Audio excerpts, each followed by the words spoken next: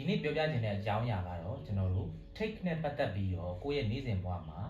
ဘယ်လိုမျိုးသုံးမလဲဆိုတဲ့ဟာကိုကျွန်တော်ပြောပြပေးချင်တာဖြစ်ပါတယ်။ကဲကျွန်တော်တို့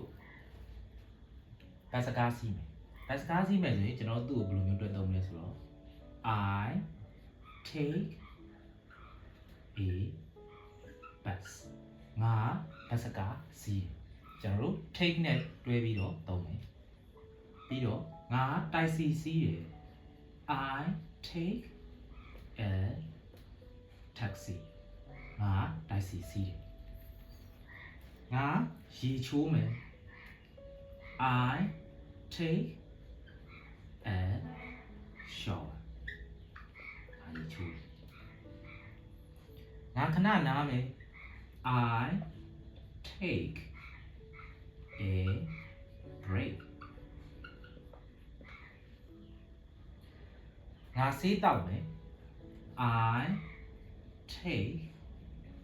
medicine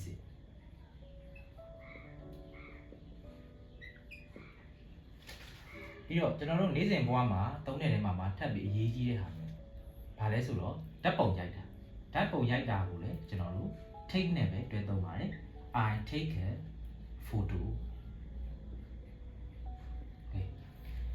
ဒီနေ့ဆိုရင်ကျွန်တော်က take နဲ့တွဲပြီးတော့ကိုယ့်ရဲ့နေ့စဉ်ဘဝမှာဘယ်လိုမျိုးသုံးလို့ရတယ်ဆိုတာတွေကိုကျွန်တော်ပြောပြ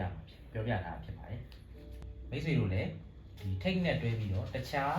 ဝါကြလေးသိတယ်ဆိုရင်အောက်မှာဝင်ပြီးတော့ comment မှတ်ပေးခဲ့ပါ